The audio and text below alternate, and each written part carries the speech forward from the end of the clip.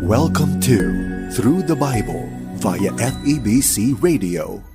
Join us in discovering the beauty and mystery of God's Word. Each study is amazing in its own way. Let's begin.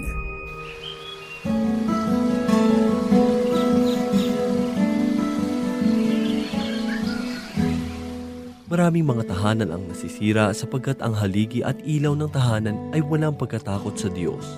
Subalit maliban na rito, ang maling pagsisimula sa pagbuo nito ay dahilan na rin upang ang tahanan ay bumagsak. Paano kung gayon mapagtitibay ang isang bubuuing tahanan? Magbigay nawa ng tanglaw na kasagutan ang pangyayaring ating matatagpuan sa 3 kabanata ng Ruth talatang 4 hanggang 18. Dito lamang po sa ating programang Ang Paglalakbay. Isang mapagpalang araw ang sumainyo mga kaibigan at mga tagapakinig ng atin pong palatuntunan. Nawa ay nasa mabuti at maayos kayong kalagayan at handang matuto at makinig ng salita ng Panginoon. Ako po ang inyong kaibigan, Pastor Dan Abangco. Samahan po ninyo ako at tayo ay magbulay-bulay ng banal na salita ng Panginoon. Patuloy po nating lakbayin ang mga pangyayari sa buhay at kasaysayan ng pag-iibigan ni Boaz at ni Ruth. Basahin po natin ang 4 na talata ng 3 kabanata ng Ruth. Ganito po ang sinasabi. Tingnan mo kung saan siya matutulog. Lumapit ka, iangat mo ang takip ng kanyang paa at mahiga ka sa may paanan niya. Sasabihin niya sa iyo ang nararapat mong gawin. Kaibigan, ito ang napakahalagang hakbang na dapat gawin ng isang makasalanan. Marami ngayon ang nagiging miyembro ng iglesia, subalit wala silang tunay na karanasan ng kaligtasan na kaloob ng Panginoong Hesus. Hindi sila pumupunta sa giikan upang hilingin sa tagapagligtas na sila ay tanggapin. Kaibigan, tinanggap mo na ba si Jesus na sariling tagapagligtas? Sinasabi ng banal na kasulatan sa Juan 1:2, ngunit ang lahat ng tumanggap at nanalig sa Kanya ay pinagkalooban niya ng karapatang maging anak ng Diyos. At sa Gawa 4:12, kay Kristo lamang matatagpuan ang kaligtasan, sapagkat sa silong ng langit ang kanyang pangalan lamang ang ibinigay ng Diyos sa ikaliligtas ng tao. Ang kanyang kaloob ay buhay na walang hanggan sa pamamagitan ng ating Panginoong Hesus ayon sa Roma 6:23. Sa batas ni Moises, bukod sa karapatan ni Ruth na hilingin kay Boaz na ibigay sa kanya ang tungkulin ng kanyang yumaong asawa, kailangan din na tanggapin ni Ruth si Boaz. Bagamat kakaiba sa kaugalian ni Ruth ang hakbang na kanyang gagawin, susundin niya ang payo ng kanyang biyenan. Hihilingin niya ang kanyang karapatan. Ito ang nagiging suliranin ng maraming mananampalataya. Pinaniniwalaan nila na sila ay ligtas, subalit hindi naman nila tunay na naranasan ito mula sa Panginoong Hesus. Ang kalagayan nila ay tulad ni Ruth nang hindi pa niya hinihiling ang kanyang karapatan kay Boaz. Maraming taon na ang nakararaan. May isang estudyante sa kolehiyo na naging suliranin ng kanyang mga kaibigang mananampalataya. Halos sumuko rin ng isang pastor nang siya ay kausapin tungkol sa mga katotohanang sinasabi ng Biblia.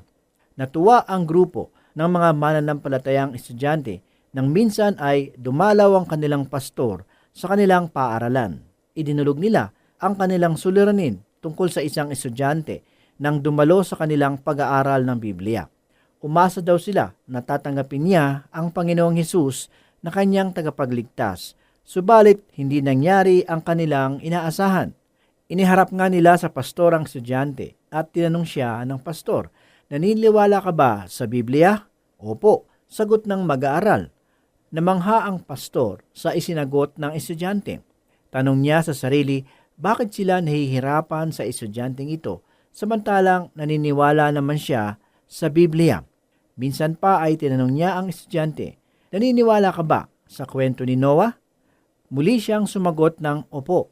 "Naniniwala ka ba ang Panginoong Hesus ay pumarito sa lupa humigit kumulang 2,000 taon na ang nakararaan, na siya ang anak ng Diyos at isinilang ni Birhen Maria?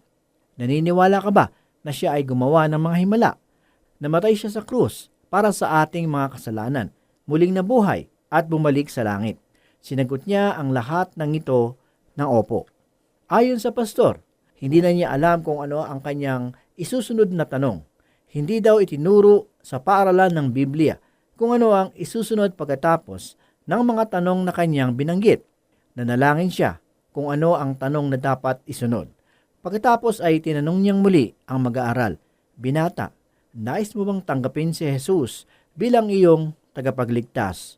Sumagot ang binata ng opo. Dahil doon, naranasan ng mag-aaral ang kaligtasan sa pamamagitan ng Panginoong Jesus. Ang naging suliranin sa kwento ay tungkol sa pagtatalo sa salita ng Diyos. Nananatili lamang tayo sa pag-aaral tungkol dito. Nais nating ipakita sa iba na mas magaling tayo kung Biblia lang din naman ang pag-uusapan. Subalit ang tanong, mayroon ka bang tunay at ganap na karanasan tungkol sa kaligtasang iniaalok ng Panginoong Hesus? Marahil, kaanib ka na sa isang simbahan, subalit wala kang tunay na karanasan sa kaligtasan. Maaaring hindi mo pa tunay na hinihiling sa Kanya na patawarin ka sa iyong mga kasalanan. Kung tinanggap mo na si Jesus na iyong Panginoon at tagapagligtas, talikdan mo na rin ang mga masasamang gawain at makikita sa buhay mo ang ganap na pagbabago. Ito ang sinabi ni Noemi kay Ruth na kailangan niyang gawin. Basahin po natin ang talatang 4-6. Ganito po ang sinasabi. Tingnan mo kung saan siya matutulog.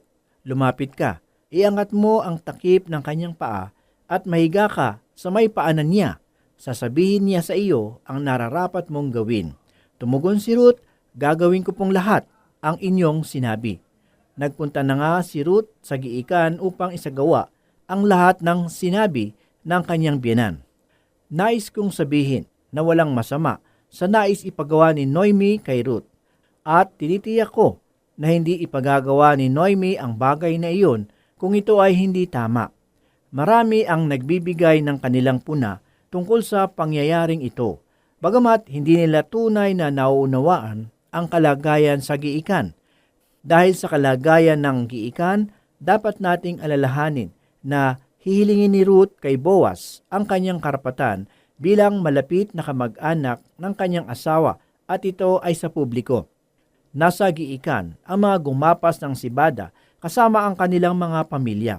Sinabi ni Noemi kay Ruth sa sandali na matapos silang gumiik at maghapunan, pagkatapos nilang magpuri sa Panginoon, mahiga ka sa may paanan niya. Matutulog si Boaz at ang ulo ay nasa tabi ng mga uhay at ang paa ay nasa gawi ng mga bato na nakapaligid sa giikan. Magtungo ka roon at matulog, ang iyong talampakan ay sa tabi ng kanyang talampakan. Pagkatapos ay hilahin mo ang kanyang kumot at sasabihin niya ang iyong gagawin.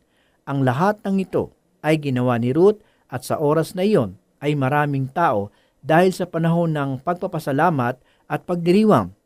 Ang kaisipan na may immoral na naganap sa pangyayaring ito ay bunga nang wala tayong sapat na pagkaunawa tungkol sa giikan at kaugalian ng mga tao sa panahon ng pag-aani sa Bethlehem. Patuloy nating alamin ang mga sumunod na pangyayari sa tagpong iyon. Ganito po ang sinasabi sa 7-8 talata.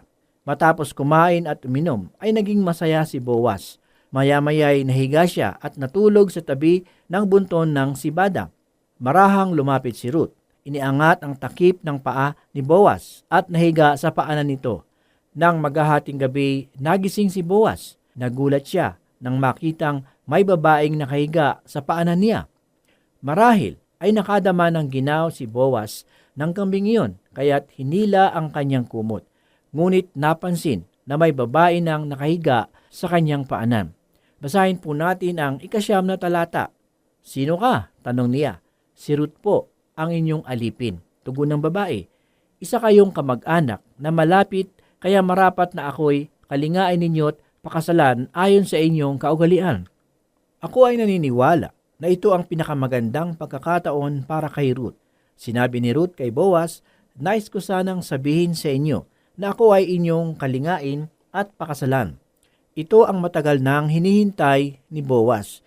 Naghintay siya ng matagal na panahon at ngayon ay pwede na niyang ipagsigawan na nais ni Ruth na siya ang mapangasawa.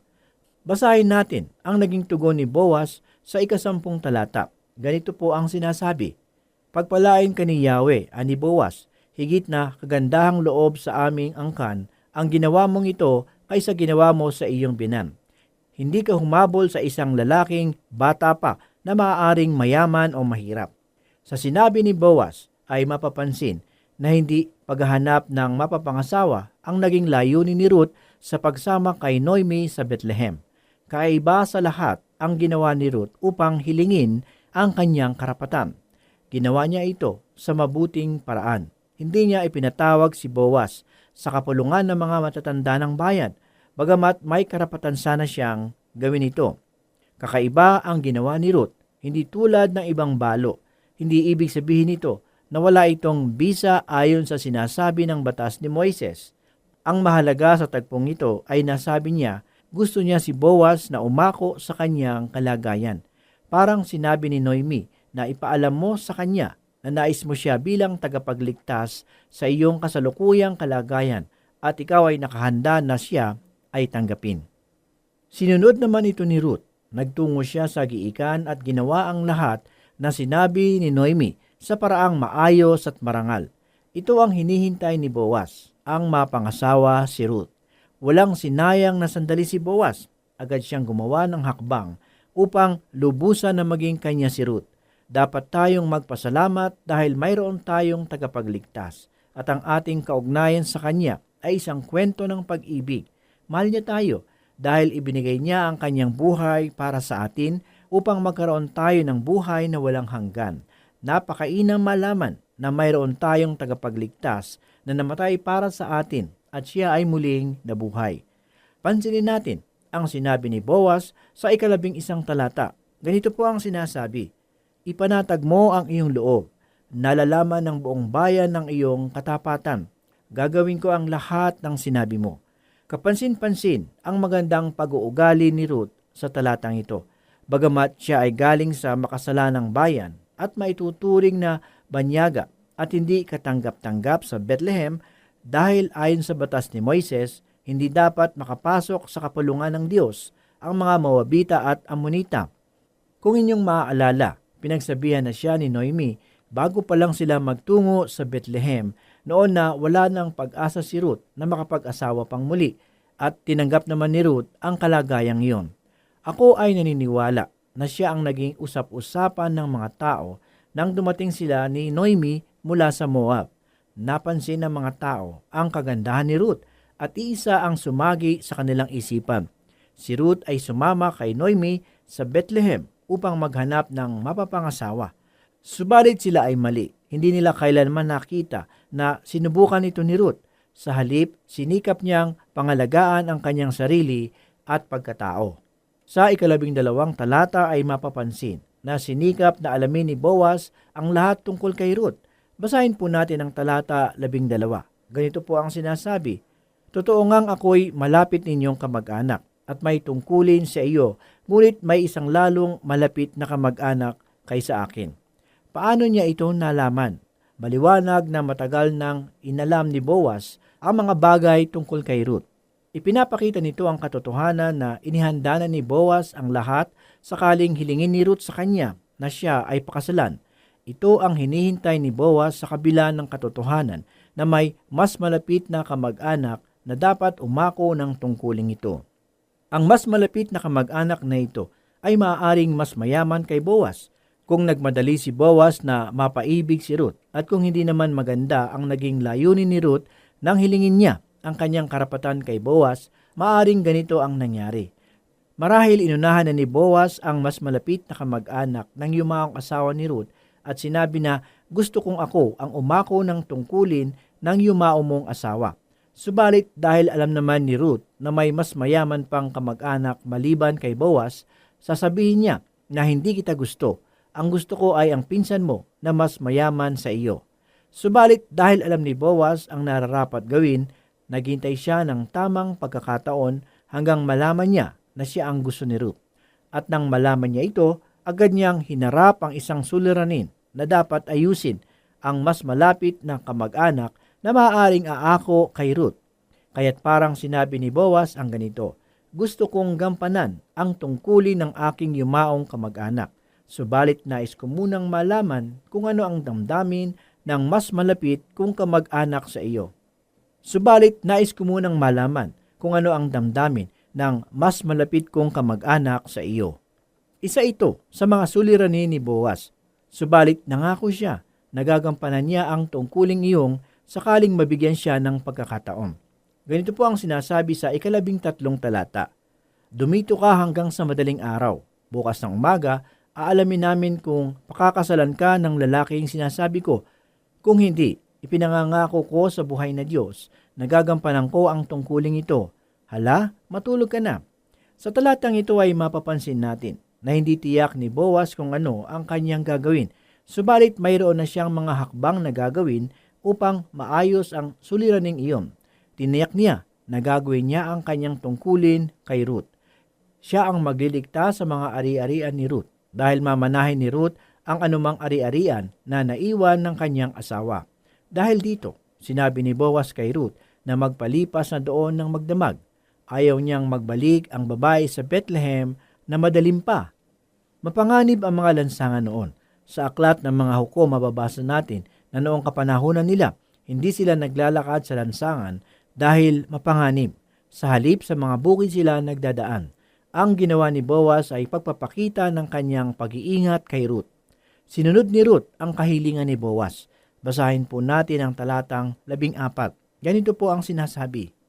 Kaya't natulog si Ruth sa may paanan ni Boaz hanggang sa mag-umaga. Ngunit nagbangon siya bago lumiwanag sapagkat sinabi ni Boaz na walang dapat makaalam na nagpunta siya sa giikan. Makikita natin sa talatang ito ang kanyang mga balak upang mapangasawa si Ruth. Ayaw niyang malaman ng mas malapit na kamag-anak na nagpunta si Ruth sa giikan. Patuloy po nating basahin ang talata 15. Nang paalis na si Ruth, sinabi ni Boaz, iladlad mo ang iyong balabal. At ito'y nilagyan ni Boaz ng mahigit na kalahating kabang sibada. Iniatang niya ito kay Ruth at tuluyan na itong umuwi.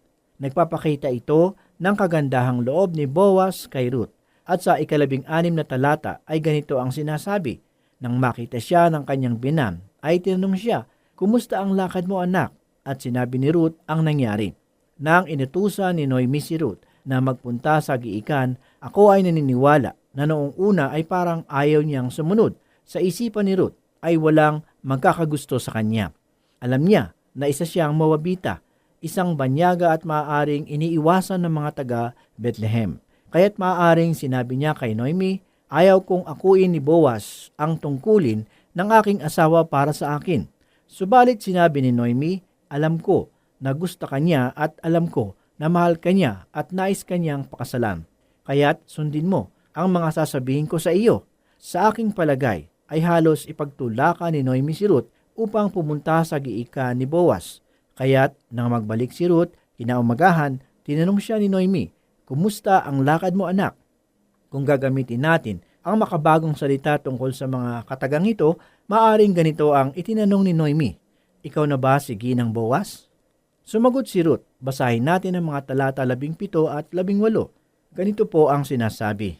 Binigyan pa niya ako ng sibada sapagkat hindi raw po ako dapat umuwing walang dala, dugtong pa niya. Sinabi ni Noemi, maghintay ka anak hanggang sa malaman mo kung ano ang kalalabasan ng bagay na ito. Hindi titigil si Boaz hanggat hindi niya ito nalulutas. Marahil sinabi ni Boaz kay Ruth, maupo ka dyan sa upuang tumba-tumba at ako ang bahala sa iyo. Magtiwala ka sa akin sapagkat nasa ilalim ka ng aking pangangalaga.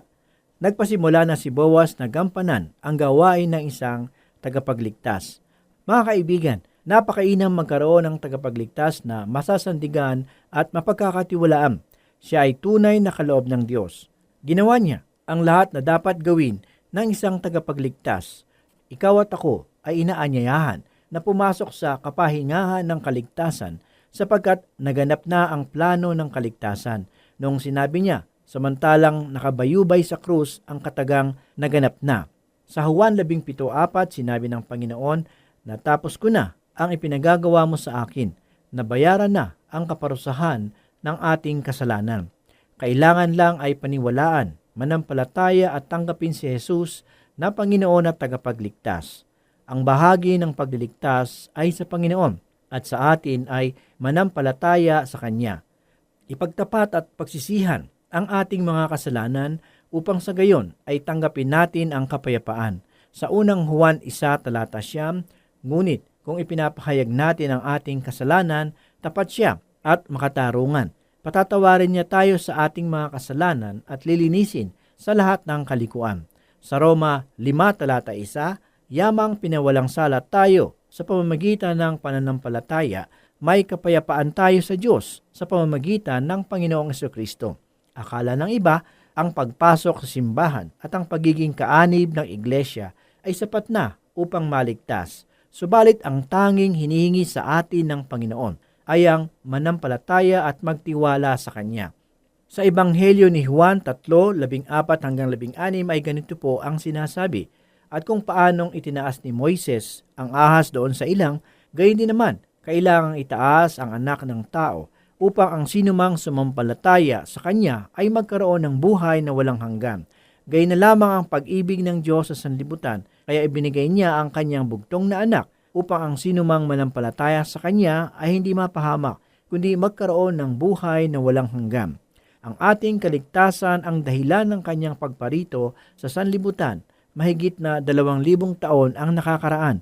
Ganito po ang sinasabi sa aklat ng Hebreo 10:5, dahil diyan, nang si Kristo'y manaog sa sanlibutan, sinabi niya sa Diyos, ang mga hain at handog na mga hayop ay hindi mo ibig, kaya't inihanda mo ang aking katawan upang maging hain. Ang mga hayop na handog ay hindi kailangan ng Diyos. Ang handog na hinihingi ng Diyos ay ang ating sarili. Sa aklat ng Roma 12:1 ay ganito ang sinasabi, kaya mga kapatid, alang-alang sa masaganang habag ng Diyos sa atin, ako'y namamanhik sa inyo. Ialin ninyo ang inyong sarili bilang handog na buhay, banal at kalugod-lugod sa Kanya. Ito ang karapat-dapat na pagsamba ninyo sa Diyos. Ang kaligtasan ay hindi sa pamamagitan ng mabubuting gawa, sapagkat ang mabubuting gawa ay bunga ng kaligtasan. Ganito ang mababasa natin sa aklat ng Efeso 2:8-9. Dahil sa kagandahang loob ng Diyos ay naligtas kayo sa pamamagitan ng inyong pananampalataya kay Kristo. At ang kaligtasang ito ay kaloob ng Diyos, hindi mula sa inyo. Hindi ito dahil sa inyong mga gawa, kaya't walang dapat ipagmalaki ang sinuman. Kaibigan, 2 bahagi lamang ang maaaring inalalagyan mo ngayon. Una, ikaw ay may kapahingahan sa Diyos. Ikalawa, sinisikap mong makamtan ang kaligtasan sa pamamagitan ng mga gawa. Ang 3 kabanata ng aklat na Ruth ay nagtatapos sa sinabi ni Noemi kay Ruth na ganito, maghintay ka anak hanggang sa malaman mo kung ano ang kalalabasan ng bagay na ito. Hindi titigil si Boaz hanggat hindi niya ito nalulutas. Kaibigan, kumusta ka na sa oras na ito? Nakita mo na ba ang hindi masukat na pag-ibig ng Diyos sa iyo? Nakita mo na ba ang iyong kalagayan sa oras na ito? Napunta ka na ba sa paanan ng Diyos at sinabing kailangan mo ng kaligtasan? Kaibigan, mahal ka ng Diyos. Siya ay naghihintay sa iyo. Purihin ang salita ng Panginoon. Tayo po ay manalangin. O Diyos na buhay at makapangyarihan sa lahat, muli po kaming nagpupuri, muli po kaming nagpapasalamat sa mga panahong ito. Salamat sa mga katotohanan na aming nasumpungan sa pag-aaral at pagbubulay ng iyong banal na aklat. Muli ito po ay nagpatibay ng aming pananalig sa iyo. Ito po ang aming mga samot dalangin sa pangalan ni Jesus. Amen. For more teaching from God's whole Word, you can listen through this station, FEBC Radio. For questions, comments, Bible requests, or learning resources, email us at dzasinfo@febc.ph. This is Through the Bible. See you again for more learning on the next episode.